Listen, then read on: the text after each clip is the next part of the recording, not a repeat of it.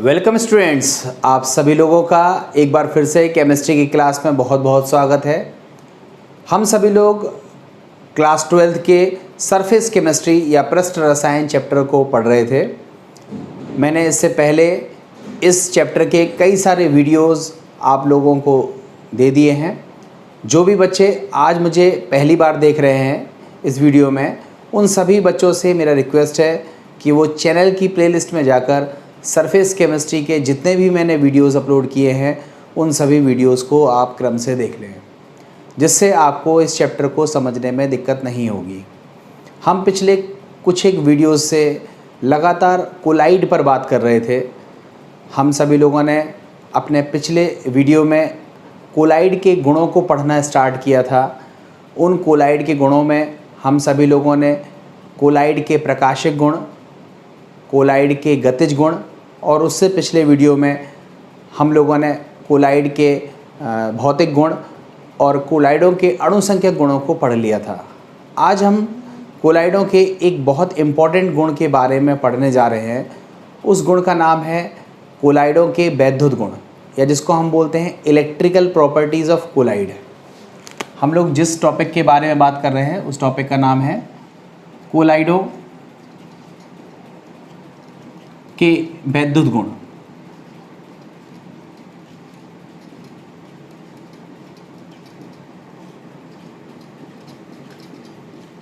देखो, कोलाइडों के वैद्युत गुण में हम लोगों को जिस टॉपिक को पढ़ना है उसका नाम है वैद्युत कण संचलन, जिसको हम बोलते हैं इलेक्ट्रोफोरेसिस।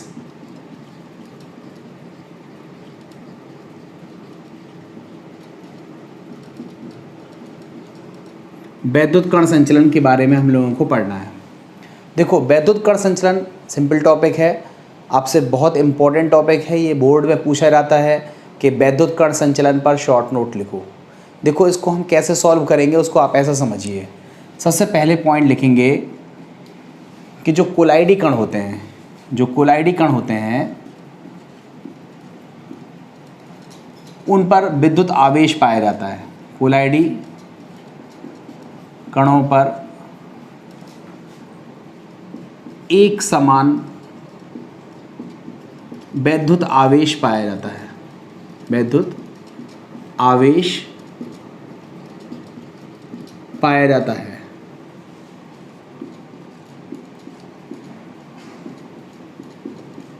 देखो, इसको आप ऐसे समझो, जैसे थोड़ी देर के लिए हम बात करें कि हमारे पास सल्फर सॉल है, ठीक है, या आर्सेनिक सल्फाइड सॉल है। मैं एक उदाहरण के तौर पर आपको बात कर रहा हूँ। उदाहरण हमने लिया कि हमारे पास एक सॉल है जिसका नाम है आर्सेनिक सल्फाइड सॉल। इसका नाम है आर्सेनिक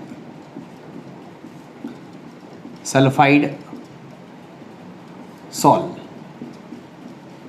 यह सॉल ऋणावेशित सॉल होता है या ऋणात्मक सॉल होता है। ऋणात्मक सॉल का मतलब है कि जो कोलाइडी कण है उस कोलाइडी कण पर कौन सा आवेश पाया जा रहा है? नेगेटिव चार्ज पाया जा रहा है। आवेश कौन सा है? ऋणात्मक है। तो कोलाइडी कणों पर आवेश पाया जाता है। कुछ एक कोलाइडी कणों पर धनावेश भी पाया जाता है, कुछ एक कोलाइडी कणों पर ऋणावेश भी पाया जाता है। किस कोलाइड पर कौन सा आवेश होता है और क्यों होता है ये हम अगले वीडियो में देखेंगे। बट अभी आप केवल यहाँ समझिए कि कोलाइडी कणों पर आवेश पाया जाता है। जैसे आर्सेनिक सल्फाइड सॉल है तो उसमें जितने भी आर्सेनिक सल्फाइड के जो कोलाइड कण हैं उन सब पर ऋणावेश पाया जाएगा। एक समान आवेश पाया जाता है। ऐसा नहीं है कि कोलाइड में धन भी है और ऋण भी है, दोनों नहीं होगा। एक तरह के कोलाइड में एक तरह के आवेशित कण मौजूद होंगे। अब आवेश होने से फ़ायदा क्या होता है? फ़ायदा ये होता है कि कोलाइडी कणों पर आवेश होता है तो जैसे ही कोलाइडी कण एक दूसरे के नज़दीक आते हैं वो समान आवेश होने की वजह से प्रतिकर्षित हो जाते हैं। तो वो क्या है, जुड़ नहीं पाते। अगर मान लो आवेश ना होता तो एक कोलाइडी कण दूसरे कोलाइड के संपर्क में आता, जुड़ जाता, बड़ा कण बन जाता और गुरुत्व की वजह से वो नीचे बैठ जाता।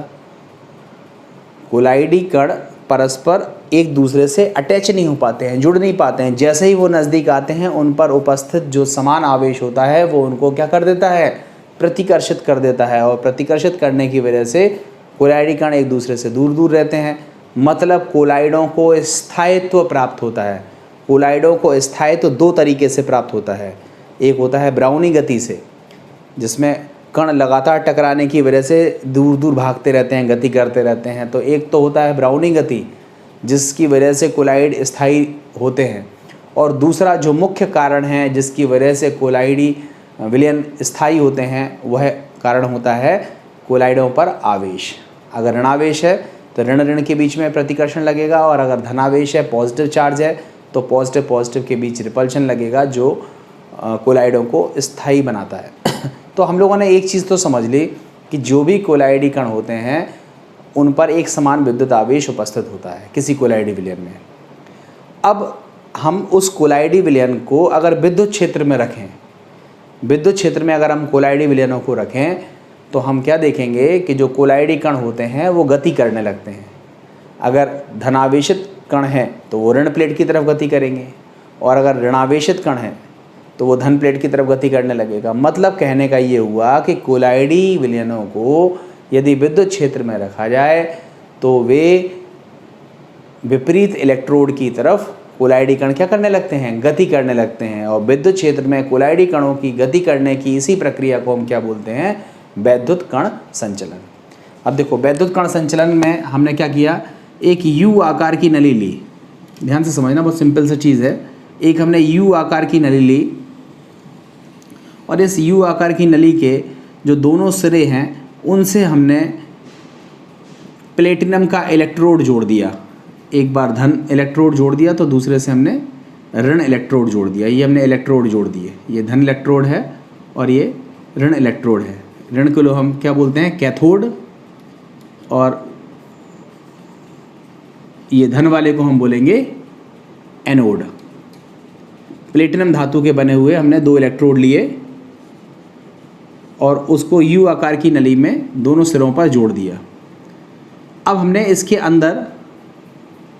अंदर हमने क्या भरा, सॉल भरा। कौन सा सॉल भरा, आर्सेनिक सल्फाइड सॉल भरा, AS2S3 आर्सेनिक सल्फाइड का सॉल भरा। तो हमने देखा कि इसमें जो कण हैं वो कौन से हैं, ऋणावेशित। सारे कण कैसे हैं, ऋणावेशित। तो जब हमने विद्युत धारा प्रवाहित नहीं करी थी, थोड़ी देर के लिए समझना, मान लो यहाँ तक हमने एक, या इसको आप ऐसे समझो कि अगर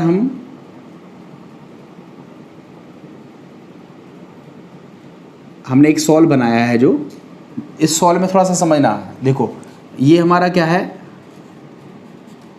कोलाइडी विलयन है, ठीक है। तो हमने क्या किया, कोलाइडी विलयन तो भर दिया।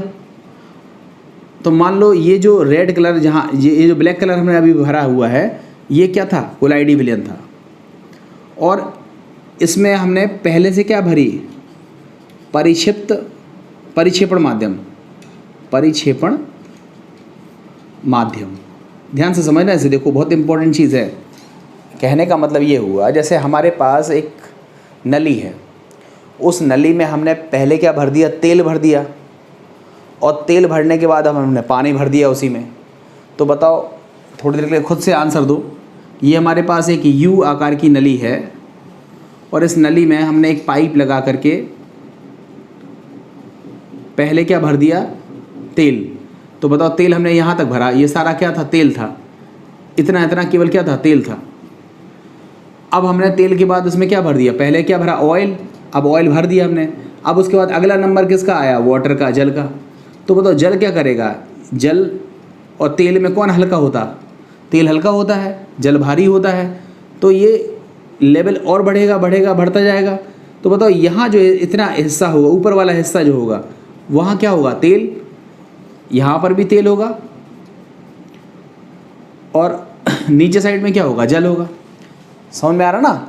मतलब आप खुद से सोचो, आपके पास एक गिलास है, उसमें तेल भरा हुआ है, आपने उठा के पानी डाल दिया तो क्या होगा, तेल ऊपर तैरेगा, पानी नीचे आ जाएगा।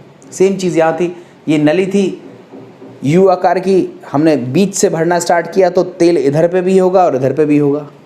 तो कुछ वैसा ही हमने यहाँ पर किया। हमने कोलाइडी विलयन तो भरा, मगर कोलाइडी विलयन से ठीक पहले हमने क्या भरा था, परिक्षेपण माध्यम थोड़ा सा, और फिर हमने कोलाइडी विलयन भर दिया।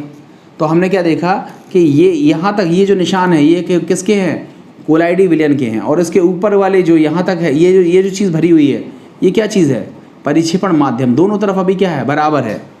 अभी हमने इलेक्ट्रिसिटी पास नहीं करी, करंट पास नहीं करी।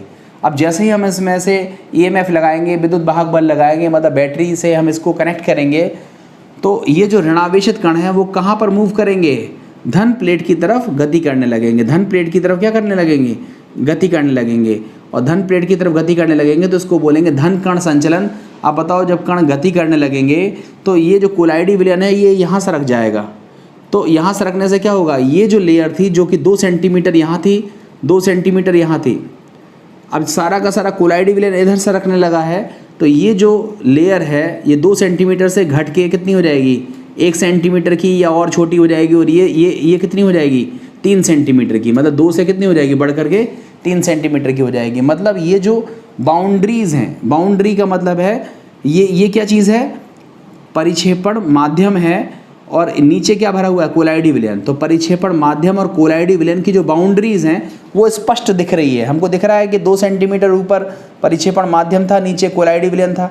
2 सेंटीमीटर ऊपर परिक्षेपण माध्यम था, नीचे कोलाइडी विलयन था। स्पष्ट बाउंड्री दिख रही थी।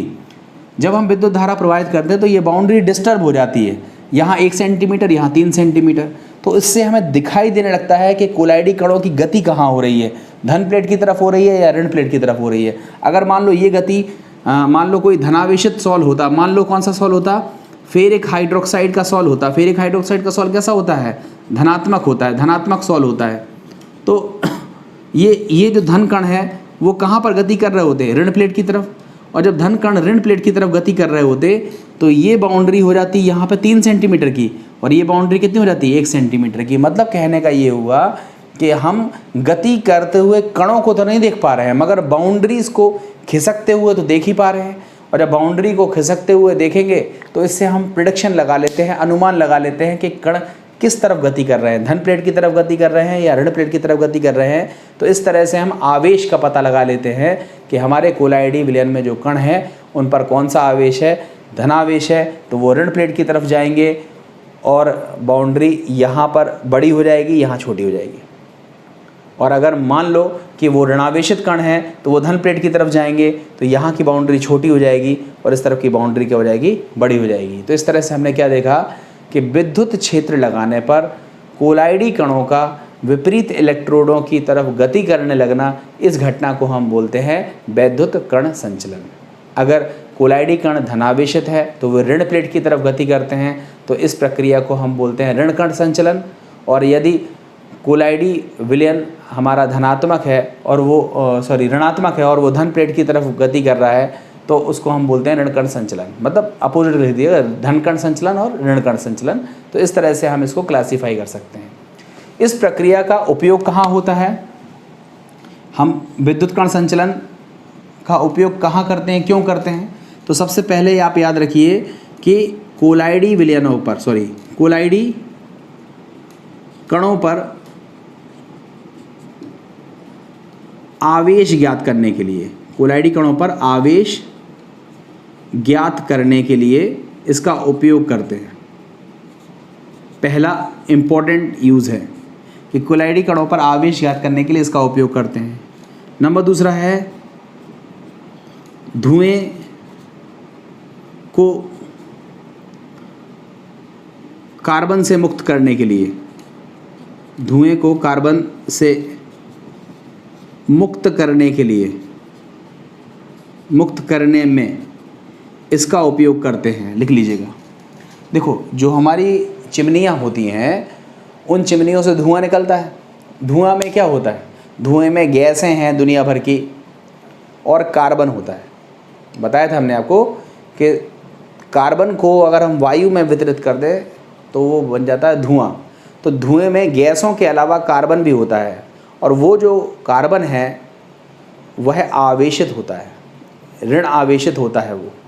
तो हम क्या करते हैं, धन प्लेट लगा देते हैं चिमनियों में, तो वो जो धुएं के जो ऋणावेशित कण हैं वो उस धन प्लेट पे चिपक जाते हैं। तो हमारा धुआं तो निकलता है मगर अब उसमें कार्बन नहीं होता है, तो कार्बन से हम फ्री कर देते हैं धुएं को। इससे हम पॉल्यूशन या प्रदूषण को कुछ हद तक कंट्रोल कर लेते हैं। तो कहीं ना कहीं कोलाइडी विलयन कणों पर आवेश ज्ञात करने में इसका उपयोग होता है, धुएं को कार्बन से मुक्त करने में इसका उपयोग होता है, पानी को शुद्ध करने में भी इसका यूज़ करते हैं। ठीक है, जल को शुद्ध करने में। अब जल को कैसे शुद्ध करते हैं हम आगे सिखाएंगे। जल को शुद्ध करने में इसका उपयोग होता है। और रबर लेटेक्स, रबर लेटेक्स मतलब जो रबर होती है लिक्विड टाइप की रहती है, रबर लेटेक्स को लकड़ी अथवा वस्तुओं पर लेपित करने के लिए, लेपित करने में इसका उपयोग होता है, इसका उपयोग होता है। अब देखो ये जितनी प्रक्रियाएं लिखी हैं इन सारी प्रक्रियाओं को हम अभी डिटेल में डिस्कस करेंगे। अभी तो आपसे पूछा जाता है कि वैद्युत कण संचलन क्या होता है, प्रयोग द्वारा इसको स्पष्ट करो और इसके उपयोगों का वर्णन करो। तो उपयोग आप 4 लिख दीजिएगा, अभी हम 4 से ज़्यादा उपयोग सिखाएंगे आपको, मगर अभी केवल आप इतना समझ लीजिए कि विद्युत क्षेत्र में कोलाइडी विलयनों को जब रखा जाता है तो कोलाइडी कण पर आवेश होने की वजह से ये विद्युत क्षेत्र में विपरीत इलेक्ट्रोड की तरफ गति करने लगते हैं। इस प्रक्रिया को हम क्या बोलते हैं, वैद्युत कण संचलन। और वैद्युत कण संचलन का प्रयोग कैसे करते हैं, तो हम क्या लिखेंगे, यू आकार की नली में सर्वप्रथम अल्प मात्रा में परिक्षेपण माध्यम भरते हैं, तदुपरांत इसमें कोलाइडी विलयन भरते हैं। परिक्षेपण माध्यम और कोलाइडी विलयन के बीच स्पष्ट परिसीमा दिखाई देती है। ये परिसीमा दोनों तरफ बराबर आकार में होती है। यू आकार की नली के दोनों सिरों पर हम प्लेटिनम के इलेक्ट्रोडों को लगा देते हैं। जब इन इलेक्ट्रोडों के मध्य विद्युत वाहक बल या बैटरी को जोड़ा जाता है तो कोलाइडी कणों पर उपस्थित आवेश विपरीत इलेक्ट्रोड की तरफ गति करने लगते हैं, जिससे परिक्षेपण माध्यम और कोलाइडी विलयनों के मध्य उपस्थित परिसीमा डिस्टर्ब हो जाती है। और इस डिस्टर्बेंस को हम देखकर यह पता लगा सकते हैं कि कोलाइडी कण किस इलेक्ट्रोड की तरफ गति कर रहे हैं। इस तरह से हम कोलाइडी कणों पर आवेश को ज्ञात कर लेते हैं। इस प्रक्रिया को हम बोलते हैं वैद्युत कण संचलन। वैद्युत कण संचलन प्रक्रिया का उपयोग कहाँ होता है, तो नंबर 1, कोलाइडी कणों पर आवेश ज्ञात करने में इसका सर्वप्रथम उपयोग किया जाता है।